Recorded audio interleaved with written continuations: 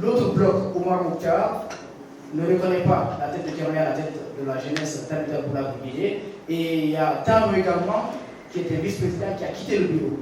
Et dans la soirée de l'intronisation de Kermaya au domicile de Elaz Ousmane Fatago, tout le Fouta s'est réuni pour rejeter à bloc l'intronisation. Aujourd'hui, vous dites que vous êtes légitime. D'où est-ce que vous tirez cette légitimité? Première question. Deuxième question, vous parlez du groupe WhatsApp qui était là où les échanges se faisaient. Si les bons mémoires, il y a des candidats potentiels qui ont été retirés du groupe qui pointaient un doigt accusateur à Kermaya. On a d'ailleurs tenté de prendre Kermaya à l'époque, mais il n'avait pas pris l'appel. Qu'est-ce qu'il dit par rapport à ces accusations? Bon, écoutez, c'est très facile d'accuser, hein. Moi, je ne suis pas administrateur. Parce que Elas Kabir va commencer, ou bien vous allez commencer? Ok. Et je ne suis pas administrateur de ce groupe.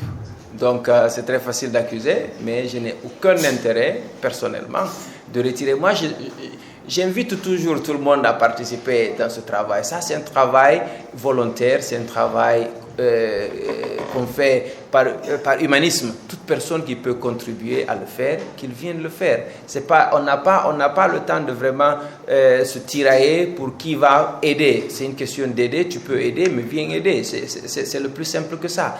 Maintenant, n'étant pas administrateur d'aucun de ces groupes, donc je n'ai aucune légitimité vraiment de retirer quelqu'un dans un groupe, quiconque que ce soit. Et d'autant qu'il y avait aussi une commission électorale qui était mise en place. Donc il y avait un rôle plus que ce que moi j'avais, et il y a des personnes que je ne connaissais pas du tout qui étaient membres de cette commission, particulièrement ceux qui étaient en Europe. Donc je n'avais aucun instrument d'influencer leurs décisions ou bien le processus. Donc je veux que ça soit clair. Et la deuxième question, c'est de savoir que Tanou, Mouktar, écoutez, si vous voyez un peu que ça ne rime pas, d'accord, pendant que Tanou et moi étions président et vice-président, Tanou comprenait très bien que Omar Mouktar n'avait pas raison et il en a fait des communications publiques là-dessus, et on a entamé des négociations avec Omar Mouktar pour qu'il comprenne que c'est pas un truc qu'il faut se tirer à la justice, c'est un truc communautaire, c'est pour aider, c'est pour travailler avec. Donc viens, on forme une équipe, on travaille ensemble, on a tout fait. Et Tanou était l'un des plus agressifs d'ailleurs dans cette négociation.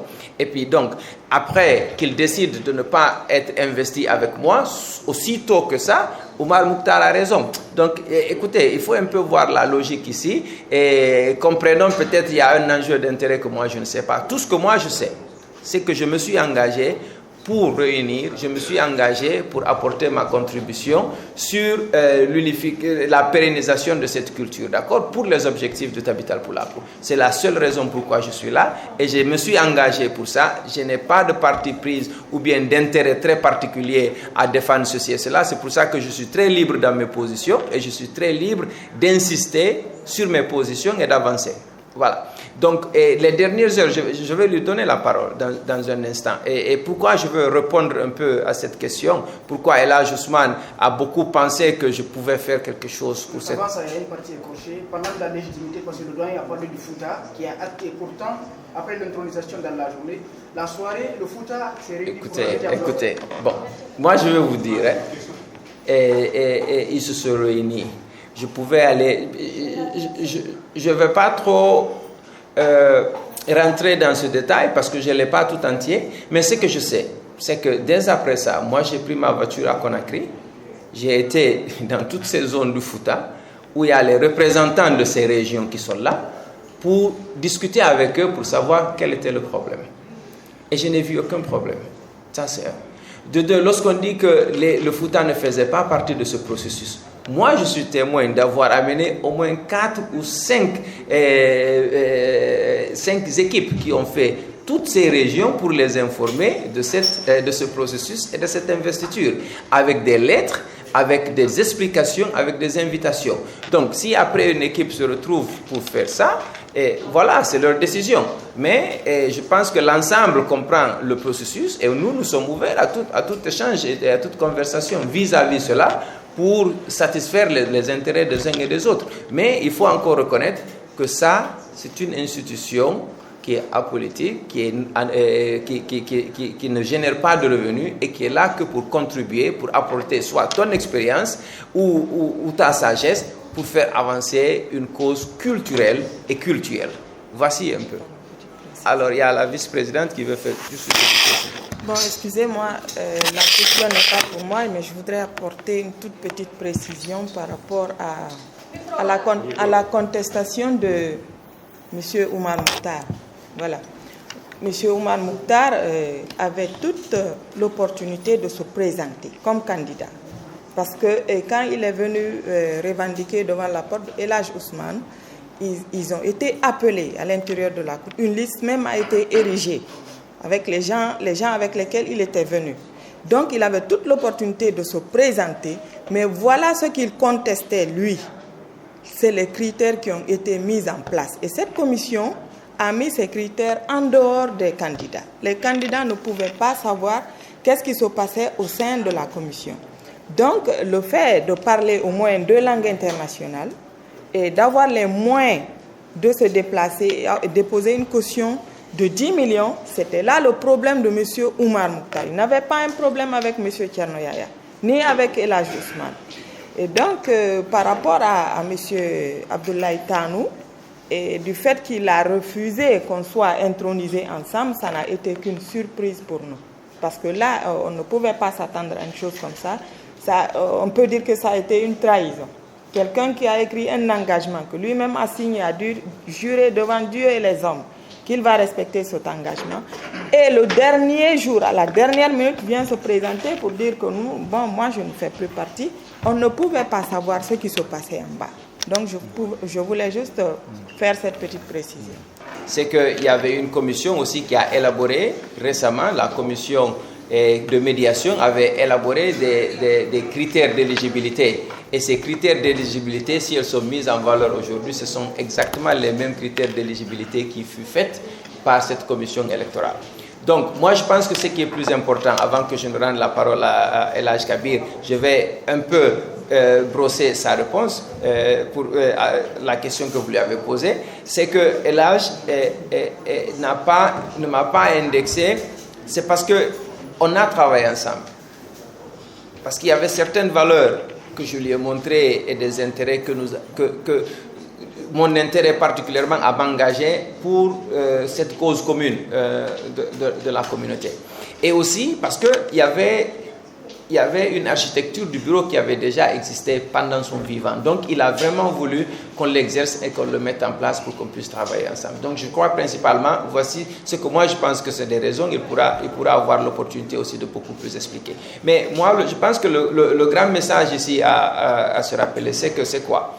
Le Tabital Pulaku, c'est une institution très simple, qui est bien sûr différente de la coordination, qui a pour objectif vraiment de pérenniser cette culture Peul et socialement. Donc, on veut vraiment être un levier qui va permettre de faciliter la compréhension entre nous d'abord communautairement ici en Guinée, parce qu'il n'y a pas que la communauté Halipular, il y a aussi d'autres communautés qui vivent avec nous, et trouver aussi des opportunités pour beaucoup plus engager la population Pulaku et la jeunesse Pulaku pendant au moins le temps que nous sommes là. Donc nous sommes en train de travailler sur ces programmes. J'espère qu'on va aussi pouvoir échanger un peu là-dessus, parce que ça va vous montrer un peu la valeur de cette institution, pour qu'on quitte un peu ce débat de légitimité, parce que le train a quitté la station, il y a des personnes qui ont été investies, il faut qu'on avance et qu'on puisse amener la valeur de l'institution. Poser une question pour les candidatures. Je vais revenir un point sur ça.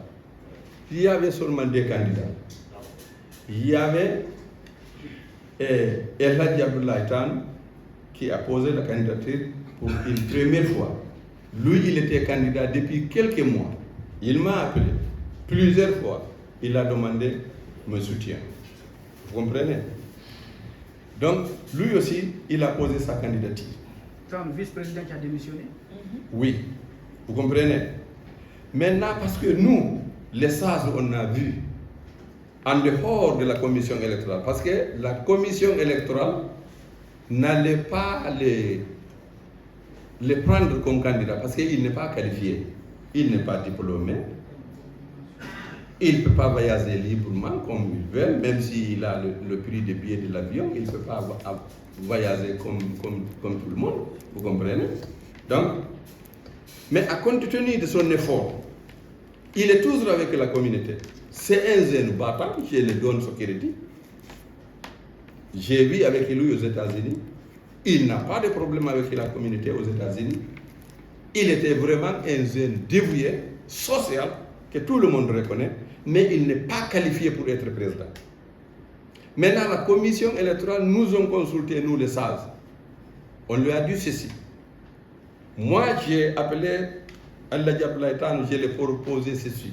J'ai été le premier à le proposer pour que tu aies l'honneur, pour que tu t'approches être président. Accepte que Thierno Yaya devienne président. Là, automatiquement, même s'il y a des intellectuels, 1000 et quelques personnes qui sont candidats, toi, qui n'as pas intellectuel, on va trouver une porte de sortie pour te mettre vice-président. Vous comprenez? Ce n'est pas parce que dire que je supporte Thierno Yaya. Si les autres cadres, il y avait des cadres, beaucoup de cadres candidats, et que lui, il posait seulement sa candidature sans céder, il ne serait même pas vice-président. Donc lui, il a accepté de céder pour que nous, les sages, qu'on fait l'influence pour que lui, il soit vice-président. C'est comme ça. Pourquoi il n'est pas là? Voilà. Merci. C'est une bonne question. Pourquoi lui, il a dérobé? Il y a des hommes d'affaires qui ont de l'argent, qui combattaient El Hadji Ousmane, qui l'ont soufflé à l'oreille. Parce que si tu viens dans notre camp, tu acceptes qu'on combatte El Hadji Ousmane Fatako avec toi. Comme Thierno Yaya, il est président de Tapital Pulako International Jeunesse, on va tromper l'opinion pour dire que lui, il ne va pas accumuler les dépôts en cassant à tout le monde qu'on peut bien accumuler les postes à l'international et à national, comme le président vient d'expliquer. Ils l'ont promis de l'or au plateau, de trahir pour qu'on le mette président Tapital Pulako Jeunesse Guinée. C'est pourquoi lui, il a dérobé à la dernière minute. Mais bon, ça s'est tourné à la vinaigre pour lui.